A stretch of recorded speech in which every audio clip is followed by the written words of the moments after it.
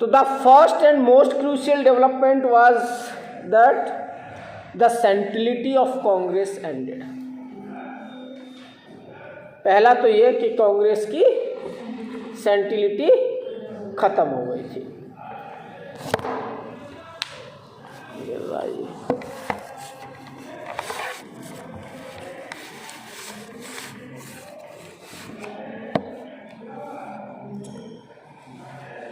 Second, Mandal issue was the most important topic of the decade of 1990। Mandal issue सबसे important topic था। 1990 में कांग्रेस हार गई। कांग्रेस के हार जाने के बाद मैंने बताया था आपको कि 1989 में वीपी सिंह प्राइम मिनिस्टर बने और वीपी सिंह ने कहा था कि अगर हम आएंगे तो मंडल कमीशन की रिपोर्ट को लागू करेंगे। मंडल कमीशन क्या है? मंडल कमीशन जो है, जब 1977 में इंदिरा गांधी हार गई थी इमरजेंसी के बाद, तो मोरारजी देसाई प्रधानमंत्री बने थे। उन्होंने देश में ओबीसी की इकोनॉमिक कंडीशन को देखने के लिए और उनको रिजर्वेशन देने के लिए एक कमीशन बनाया था in the presidentship of BP Mandal. BP Mandal की अध्यक्षता में, बीपी मंडल बिहार के लीडर थे और उन्होंने ये रिपोर्ट बना ली, लेकिन तब तक 1980 में सरकार चली गई। 1979 में 1979 में मंडल कमीशन बना था और 1980 में सरकार क्या हो गई? गिर गई। अब कांग्रेस की सरकार आ गई, दोबारा से इंदिरा गांधी प्रधानमंत्री बन गई 1980 में। तो कांग्रेस जो आज बहुत हल्ला मचाती है कि जाति जनगणना कराओ, है ना, और जिसकी जितनी हिस्सेदारी उसकी उतनी भागीदारी का नारा लगा करके रिजर्वेशन देने की बात करते हैं, उन्होंने ही उस समय पर मंडल कमीशन की रिपोर्ट को रोक के रखा। 1984 में इंदिरा गांधी की हत्या हो गई, राजीव गांधी प्रधानमंत्री बने। आज तक की सबसे ओवरवेलमिंग मेजॉरिटी राजीव गांधी को मिली।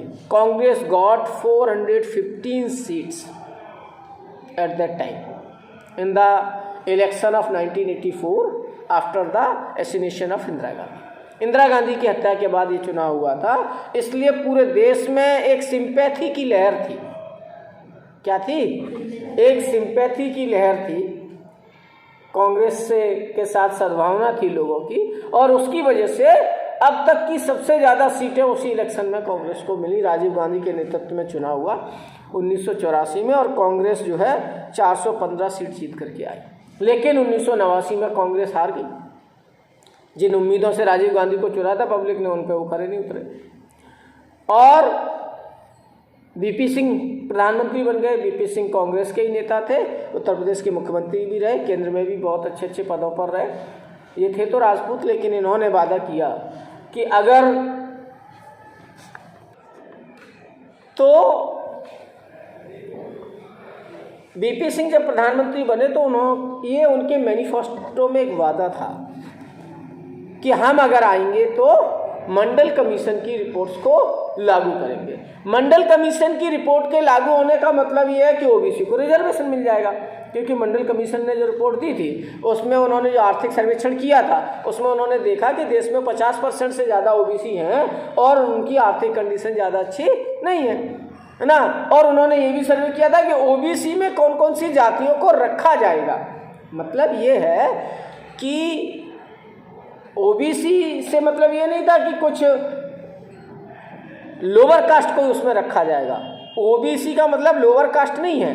OBC means here backward caste, यानी कि जो अभी तक जो डेवलपमेंट हुआ है उस डेवलपमेंट के प्रोसेस में जो कास्ट पीछे रह गई, जितना डेवलपमेंट होना चाहिए था उतना डेवलपमेंट उनका नहीं हुआ, है ना।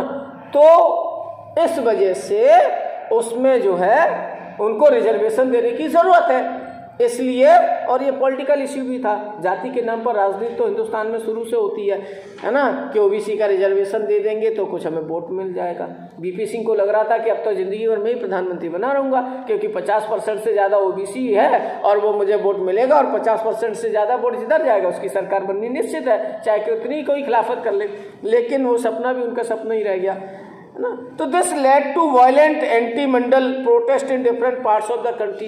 अब पूरे देश में इसके खिलाफ आंदोलन होने लग गए। वायलेंट एंटी मूवमेंट कौन चला रहा था? ये सवर्ण कास्ट के लोग चला रहे थे, है ना, जिनको लग रहा था कि भैया अभी तक 100 नौकरियां आती थी तो 100 में सब कंपटीशन करके जो मेरिट में आता था वो जॉब पाता था। अब क्या होगा? एससी का रिजर्वेशन तो पहले से ही लागू था, अब 50% से ज़्यादा रिजर्वेशन हो गया एससी और ओबीसी को मिला करके। तो बोले अब 100 नौकरियां आएंगी तो 100 में से 50 तो पहले ही हट जाएंगी, हम लोगों के लिए बचेंगी 50। उसमें क्या होगा?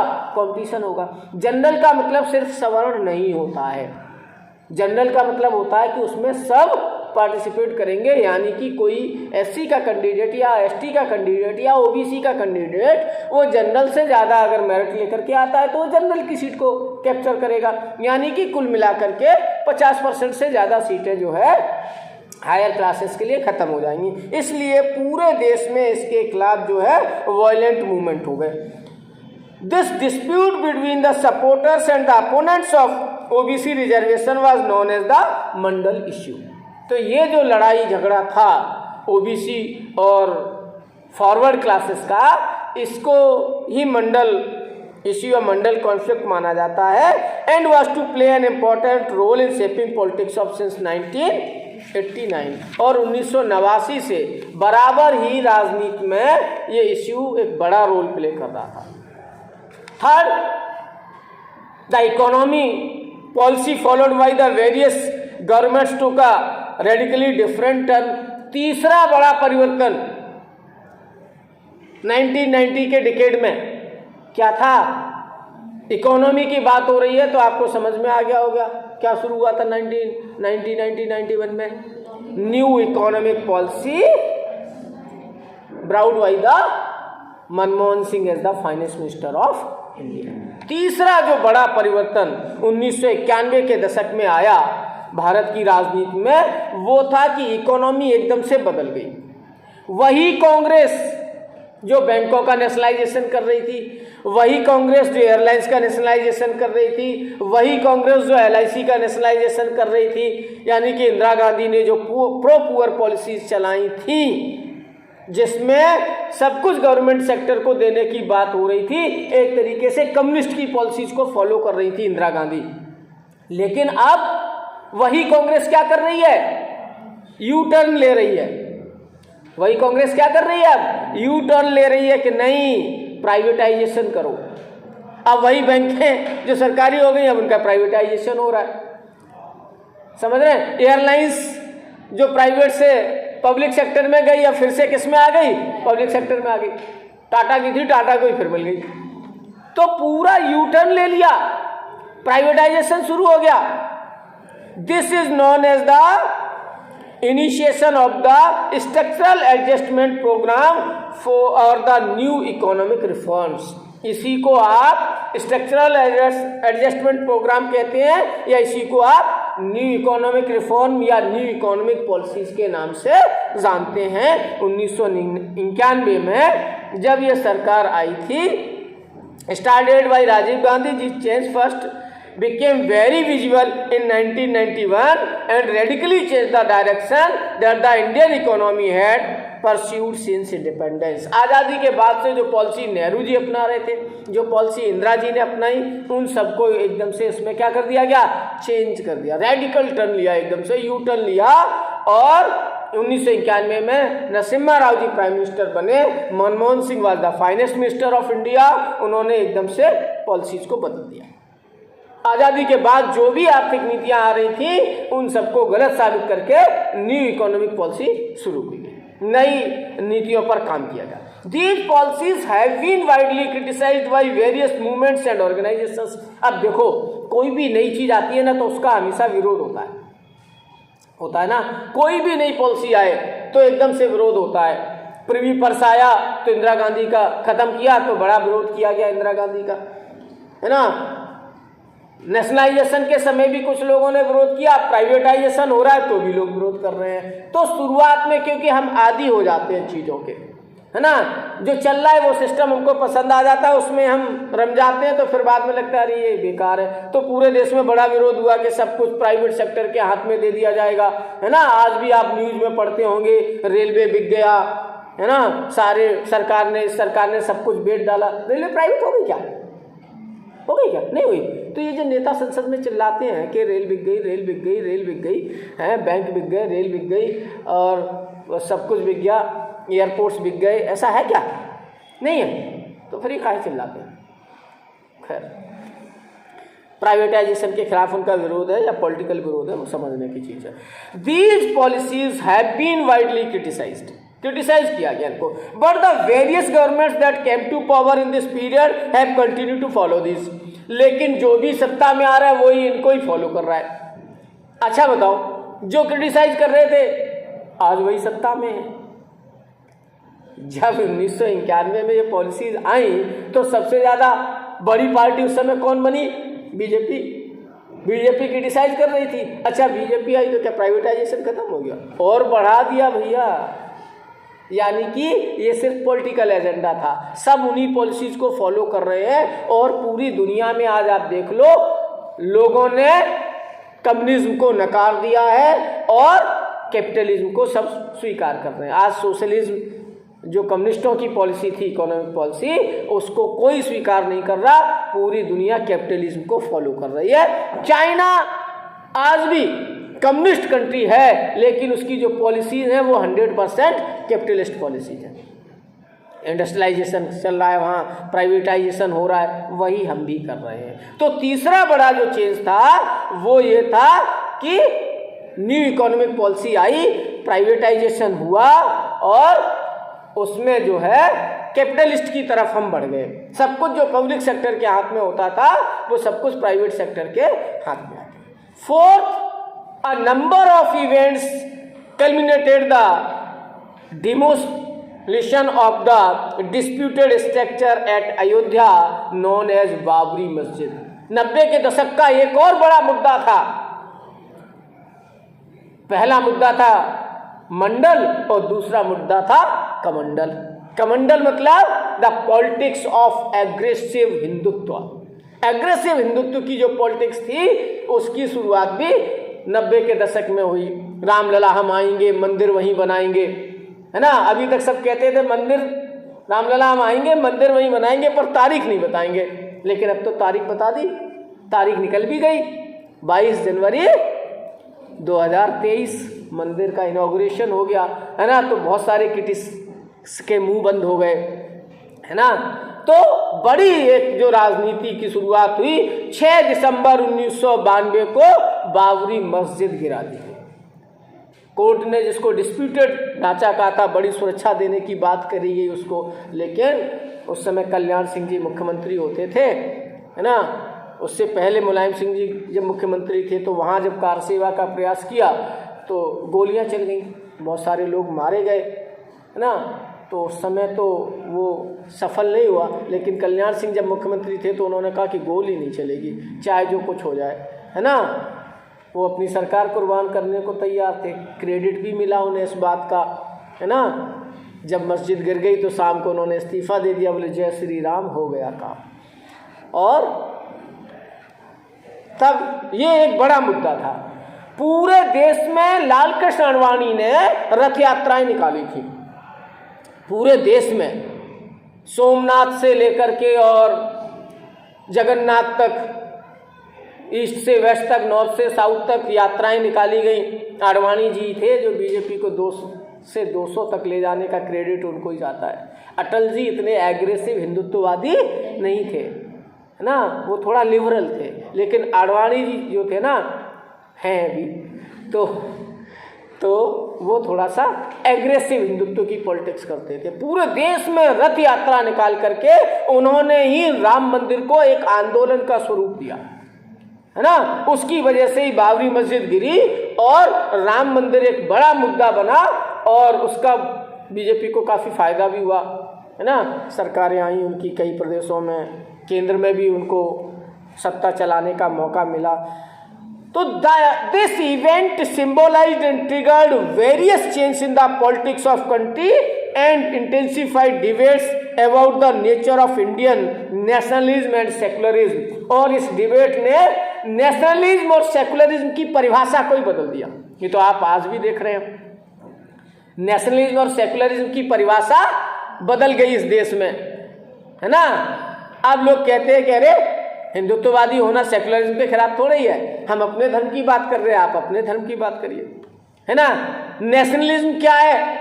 बोले अपनी सभ्यता, अपनी संस्कृति, अपनी कल्चर को बचाना नेशनलिज्म है।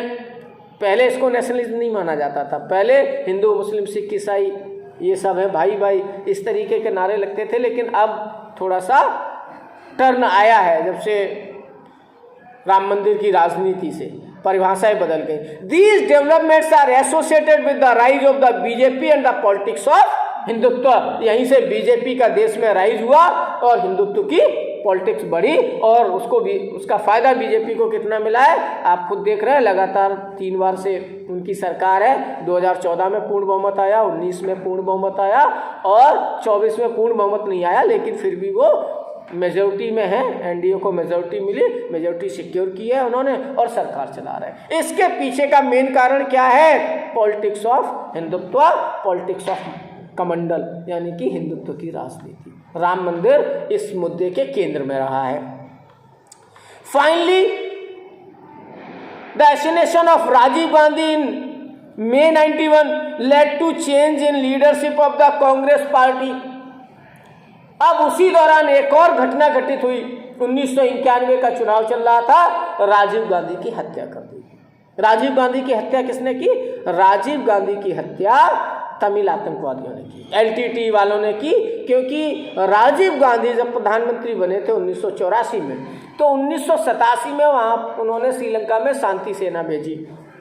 अब उस शांति सेना गई तो शांति स्थापित करने थी, लेकिन उसका इफेक्ट, राजीव गांधी तो तमिलों के लिए भेजी थी शांति सेना उन्होंने, क्योंकि तमिल बार बार डिमांड कर रहे थे कि श्रीलंका में हमारे साथ बड़ा अन्याय अत्याचार हो रहा है और हमारी बात कहने वाला कोई नहीं है।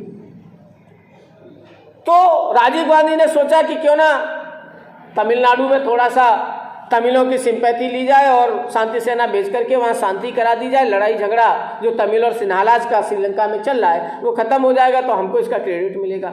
लेकिन उसका दाव उल्टा पड़ गया। दाव उल्टा ये पड़ा कि जब इन्होंने वहाँ भेजा तो वहाँ आतंकवादी कौन था? वहाँ तमिल आतंकवादी थे। वो हथियारों की लड़ाई लड़ रहे थे सिंगालाव से, श्रीलंका की सरकार से, अपने अधिकारों के लिए। जब शांति सेना गई तो शांति सेना मारेगी किसको? जो आतंकवाद फैला रहा होगा, है ना, जो उत्पात मचा रहा होगा, तो तमिलों को ही मारा जा करके भारत की सेना ने। तो एलटीटी वाले बहुत नाराज हो गए। प्रभाकरन जो हेड था एलटीटी का, उसने प्लान किया। अब वो टेन्योर तो इनका जैसे तैसे पूरा हो गया। जब 1991 का दोबारा चुनाव आया, क्योंकि 89 और 90 2 साल में ही 2 प्रधानमंत्री बदल गए, सरकार गिर गई, फुल मेजोरिटी की सरकार नहीं थी, विरोध शुरू हो गया। तो 1991 में फिर से मिड टर्म इलेक्शन हो गया और उस मिड टर्म इलेक्शन में सबको लग रहा था कि अब तो फिर से कांग्रेस ही आएगी, है ना, कांग्रेस ही आएगी देश में, क्योंकि 2 बार दूसरी पार्टियों को मौका मिला और कोई भी 5 साल सरकार नहीं चला पाया था तब तक, 1991 तक। आप देखो कि 1977 में चुनाव हुआ, जनता पार्टी की सरकार बनी, 80 में सरकार गिर गई। 1989 में चुनाव हुआ, 91 तक 2 प्रधानमंत्री बने और सरकार गिर गई। तो सबको पता था कि दोबारा कांग्रेस सत्ता में आ सकती है ना। और एलटीटी वालों को भी लगा कि राजीव गांधी ही प्रधानमंत्री बनेंगे, कांग्रेस सत्ता में आएगी। तो प्रधानमंत्री पद का उम्मीदवार कौन था, दावेदार कौन था? राजीव गांधी थे। तो ये अगर फिर प्रधानमंत्री बनेंगे तो ऐसा ना हो ये फिर से शांति सेना भेज दें तो अशांति पैदा कर दे हमारी जिंदगी में। तमिलों को ऐसा लगा तो उन्होंने प्लान किया और तमिलनाडु में एक सभा में जो है राजीव गांधी की बम ब्लास्ट के द्वारा हत्या कर दी। तो एलटीटी ने उनको मार दिया। In the election of 1991 Congress emerge as the single largest party. हालांकि उस चुनाव में कांग्रेस को बहुमत नहीं मिला, क्योंकि अब वो कांग्रेस दोबारा से वो स्थान नहीं पा रही थी। राजीव गांधी का 5 साल का शासन जनता में बहुत बड़ा इफेक्ट नहीं छोड़ पाया था। इसलिए अगर छोड़ा होता और इधर अपोजिशन पार्टीज फेल हो गई तो कांग्रेस को फुल मेजोरिटी मिलनी चाहिए थी, लेकिन कांग्रेस को फुल मेजोरिटी नहीं मिली। हाँ, कांग्रेस सिंगल लार्जेस्ट पार्टी बनी। Following Rajiv Gandhi death the party chose Narasimha Rao as the prime minister. अब राजीव गांधी की डेथ के बाद नरसिम्हा राव कांग्रेस के प्रधानमंत्री बने, यानी कि पहली बार, दूसरी बार मान लो, दूसरी बार कांग्रेस से नेहरू गांधी खानदान के अलावा और कोई प्रधानमंत्री बना। पहले प्रधानमंत्री लाल बहादुर शास्त्री जी थे और अब नरसिम्हा राव। क्यों? क्योंकि उस समय कोई दावेदार था ही नहीं नेहरू गांधी फैमिली में। संजय गांधी की पहले डेथ हो चुकी थी, इंदिरा गांधी की भी हत्या हो गई और राजीव गांधी की भी हत्या हो गई, है ना। उस समय राहुल जी बचपन में थे, है ना, हालांकि आज भी लगभग वैसे ही है वो तो। और गांधी खानदान में ऐसा कोई था नहीं, तुरंत डेथ हुई थी तो सोनिया भी पॉलिटिक्स में एक्टिव नहीं थी। दूसरा, सोनिया के साथ समस्या थी, इटली की थी, वो भाषा की भी समस्या थी। बाद में धीरे धीरे उन्होंने अपने आप को पॉलिटिकली एक्टिव किया और बाद में वो राजनीति में आए। अब सबसे बड़ा अगर और एक इश्यू जिस पर हम बात करें 1999 का दशक की अगर आप बात करें इन 5 पॉइंट्स के बाद, तो वो है एरा ऑफ कोलिशंस। पहली बार गठबंधन की सरकारें इस देश में 1990 के दशक से ही बनना शुरू हुई। मान लो 89 में जो बनी वो गठबंधन की सरकार थी, 90 में ही सही तरीके से वो एक्टिव मोड में आई और 91 में समाप्त हो गई। तो उसमें जनता दल, भारतीय जनता पार्टी और कम्युनिस्ट सबने मिलकर के सरकार बनाई थी, क्योंकि जनता दल के पास 100 से कुछ ज़्यादा सीटें थी। तो एरा ऑफ कॉलिजन भी कहा जाता है 1990 के दशक को। Congress party did not result in majority for any other party.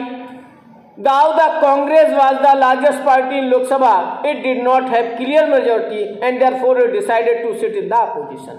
1991 के बाद जो 96 में चुनाव हुआ पहली बार, तो कांग्रेस सिंगल लार्जेस्ट पार्टी तो बनी लेकिन सरकार बनाने की स्थिति में नहीं थी। इसलिए कांग्रेस ने कह दिया कि हम तो अपोजिशन में बैठेंगे। The national front which itself was an alliance of Janata Dal and some other regional parties, received support from two diametrically opposite political groups, the BJP and Left Front. On this basis, the National Front formed a coalition government, but the BJP and the Left Front did not join in this government. मतलब 1989 की बात हो रही है अब यहाँ पर। Congress single largest party तो बनी 197 सीट्स के साथ, लेकिन सरकार बनाने की स्थिति में नहीं थी। तो राजीव गांधी ने कहा हम अपोजिशन में बैठेंगे। तो पहली बार जनता दल की सरकार बनी और पहली बार एक दो विपरीत विचारधारा इस सरकार में सम्मिलित हुई। बाहर से जो दो पार्टियां समर्थन दे रही थी उनका किसी ने सपने में भी नहीं सोचा था कि ऐसा होगा। एक पार्टी थी बीजेपी जो जनता दल को बाहर से समर्थन कर रही थी और दूसरी तरफ कम्युनिस्ट पार्टियां भी बाहर से समर्थन कर रहे थे। एक दूसरे के जस्ट अपोजिट है। कांग्रेस से भी ज्यादा विरोधी अगर बीजेपी का इस देश में कोई है तो वो है कम्युनिस्ट पार्टीज। कांग्रेस तो इसलिए विरोधी है क्योंकि सेंट्रलाइज्ड पार्टी वही थी, सरकार में वही थी, तो बीजेपी उसी के खिलाफ बात कर रही थी। लेकिन अगर विचारधारा के हिसाब से अगर सबसे ज्यादा अपोजिट किसी को बीजेपी के माना जाएगा तो वो कम्युनिस्ट है। लेकिन पहली बार उसी सरकार को बीजेपी भी सपोर्ट कर रही है और उसी सरकार को कम्युनिस्ट भी सपोर्ट कर रहे हैं। करेला और नीम चढ़ा, समझ रहे हैं। तो ऐसी सरकार कितने दिन चलेगी? ये तो सरकार बनते ही लोगों को समझ में आ गया था कि सरकार का भविष्य क्या है। दो विपरीत विचारधाराओं के लोग कितने दिन मेल कर सकते हैं? नहीं हो सकता उनका मेल। आग और पानी की दोस्ती नहीं हो सकती। हो सकती है क्या? नहीं हो सकती। तो द नेशनल फ्रंट सरकार तो इन्होंने बना ली, लेकिन और ये दोनों ही बाहर से समर्थन दे रहे थे, इसीलिए दोनों ही सरकार में सम्मिलित नहीं हुए। अगर दोनों सरकार में सम्मिलित हो जाते, मिनिस्टर्स बन जाते तो और ज्यादा क्लोज कोलिशन हो जाता। इसीलिए दोनों ने बाहर से समर्थन दिया बीजेपी को। डिक्लाइन ऑफ कांग्रेस, और इसके बाद कांग्रेस फिर आ ही नहीं पाई उभर करके। एक तरीके से 1990 के दशक में ही कांग्रेस का डिक्लाइन हो गया। The defeat of the Congress party mark the end of Congress dominance over the Indian party system. जो 1947 से या 52 से मान लो पहले इलेक्शन से अगर आप बात करें तो जो कांग्रेस का डोमिनेंस इस देश में चला आ रहा था वो 1990 के दशक में आके समाप्त हो गया।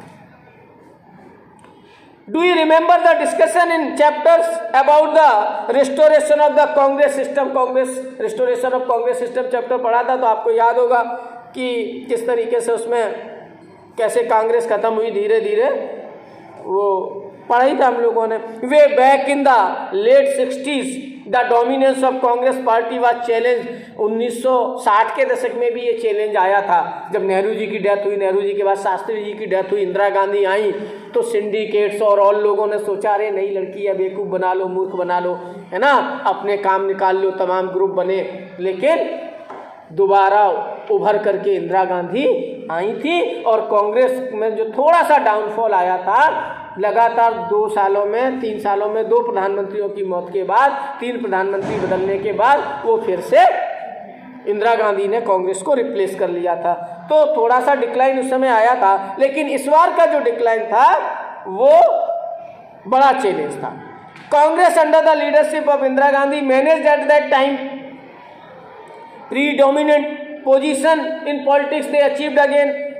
The 90s saw yet another challenge to the predominant position of Congress. लेकिन 1990 का जो दशक था फिर से कांग्रेस के लिए एक चैलेंज था और उसके बाद कांग्रेस उभर नहीं पाई ज़्यादा इस देश में ना, उतनी सीट्स नहीं आ पाई उनकी जितनी आनी चाहिए।